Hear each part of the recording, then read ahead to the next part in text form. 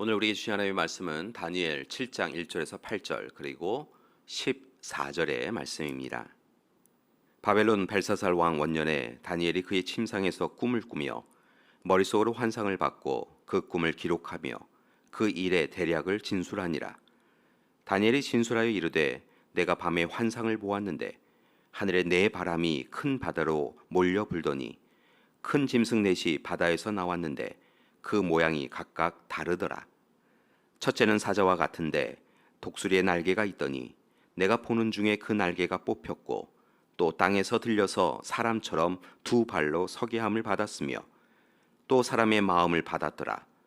또 보니 다른 짐승 곧 둘째는 곰과 같은데 그것이 몸 한쪽을 들었고 그 입의 이사이에는 새 갈빗대가 물렸는데 그것에게 말하는 자들이 있어 이르기를 일어나서 많은 고기를 먹으라 하였더라. 그 후에 내가 또 본즉 다른 짐승 곧 표범과 같은 것이 있는데 그 등에는 새의 날개 넷이 있고 그 짐승에게 또 머리 넷이 있으며 권세를 받았더라. 내가 밤 환상 가운데 그 다음에 본 넷째 짐승은 무섭고 놀라우며 또 매우 강하며 또 새로 된 큰 이가 있어서 먹고 부스트리고 그 나머지를 발로 밟았으며 이 짐승은 전에 모든 짐승과 다르고 또 10뿔이 있더라. 내가 그 뿔을 유심히 보는 중에 다른 작은 뿔이 그 사이에서 나더니 첫 번째 뿔 중에 셋이 그 앞에서 뿌리까지 뽑혔으며 이 작은 뿔에는 사람의 눈 같은 눈들이 있고 또 입이 있어 큰 말을 하였더라. 그에게 권세와 영광과 나라를 주고 모든 백성과 나라들과 다른 언어를 말하는 모든 자들이 그를 섬기게 하였으니 그의 권세는 소멸되지 아니하는 영원한 권세요 그의 나라는 멸망하지 아니할 것이니라. 아멘. 바벨론 벨사살 왕 원년에 다니엘이 침상에서 꿈을 통하여 환상을 받습니다. 바로 오늘 말씀이 그에 해당되는 내용입니다. 하늘에 네 바람이 큰 바다로 몰려들더니 짐승 넷이 나옵니다.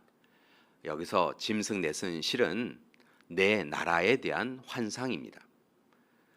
느부갓네살에게는 신상의 환상을 보여주셨는데 다니엘에게는 짐승 넷으로 환상을 보여주십니다. 먼저 사자와 같은데 독수리의 날개가 있는 짐승입니다. 이 짐승은 바벨론을 상징합니다.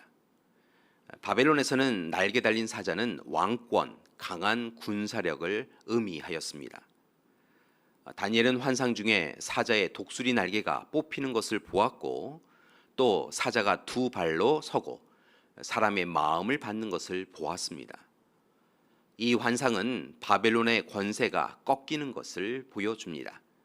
그리고 짐승이 사람의 마음을 받았다라고 하는 것은 그의 교만이 사라진다라고 하는 것을 의미합니다. 이것은 앞선 4장에 나온 느부갓네살과 관련된 심판의 사건과 관련되어 있습니다. 느부갓네살 왕은 교만하였다가 하나님의 심판으로 광인이 되어 왕궁에서 쫓겨나서 짐승처럼 생활하였습니다.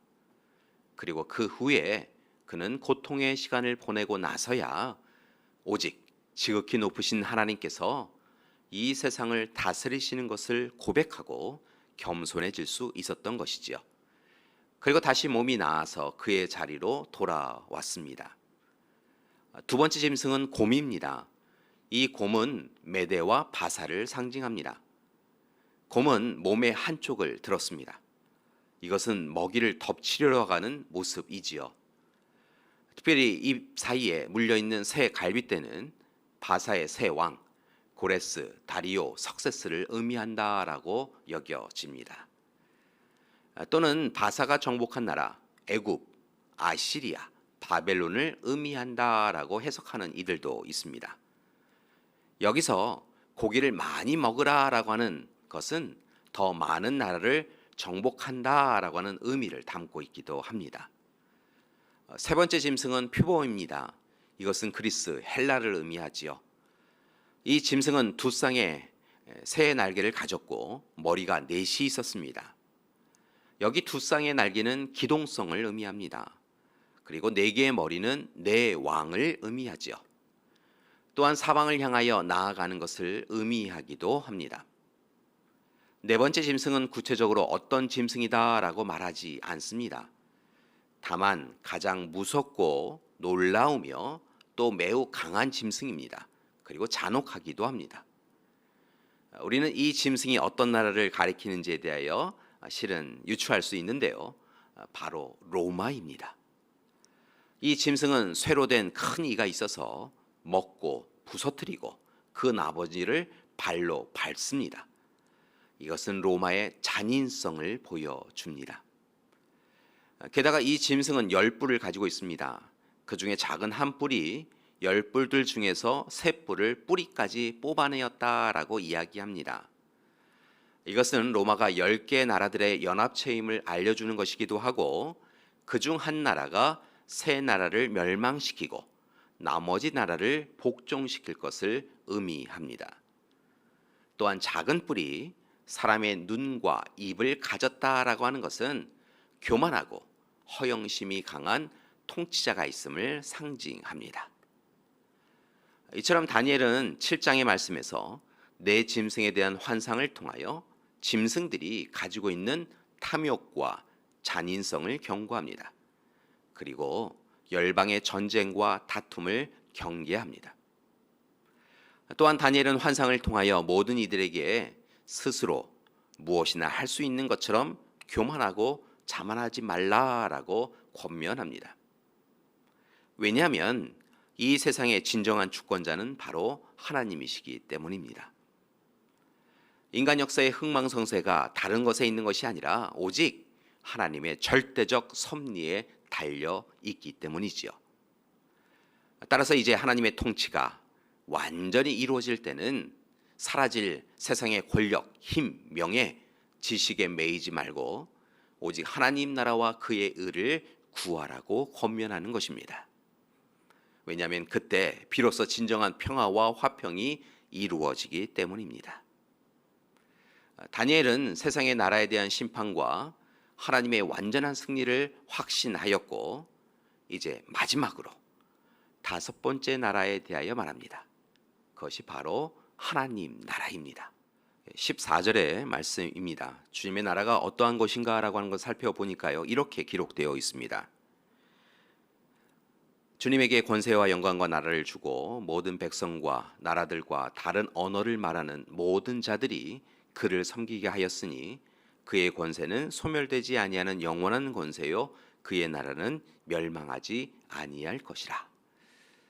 그렇습니다. 다니엘은 오늘 이미 있었고 앞으로 있을 나라들에 대하여 예언하며 그 모든 것이 강대한 것 같으나 또한 아무것도 아닌 것을 이야기합니다.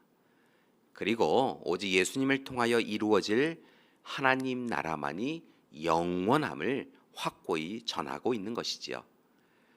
따라서 교회 여러분, 이제 우리는 세상의 나라가 아니라 하나님 나라에서 하나님께서 우리에게 승리를 주실 것을 믿으며 매 순간 정말 최선을 다하며 살아가야 합니다. 하나님의 때를 분별하고 하나님의 개입을 인정하며 하나님을 절대적으로 신뢰하며 살아야 할 것입니다. 그때 하나님께서 우리를 붙잡아 주시고 환난을 넉넉히 이기게 하여 주시며 최후 승리를 얻게 해 주실 것입니다. 교회 여러분, 오늘도 하나님 나라에 대한 소망을 붙잡고 환난을 넉넉히 이기며 살아가시는 믿음의 가족들 되시기를 간절히 기도드립니다. 함께 기도하시겠습니다. 사랑의 하나님, 오늘 우리가 서 있는 자리를 살펴보게 하여 주시옵시고 하나님 앞에서 하나님의 품 안에서 하나님과 함께 살아가는 우리 되게 하여 주시옵소서. 하나님 나라가 온전히 우리의 삶에 이루어질 수 있도록 도와주시옵소서. 이제는 우리 주 예수 그리스도의 은혜와 하나님의 사랑하심과 성령님의 이끄시는 귀한 역사가 오늘 이 시간 세상 나라가 아닌 하나님 나라에서 하나님이 이루어 주실 승리를 소망하며 살아가기로 작정하는 우리 믿음의 가족들 위에와 귀한 가정과 교회 위에 지금부터 영원토록 함께 하시기를 간절히 축원하옵나이다. 아멘.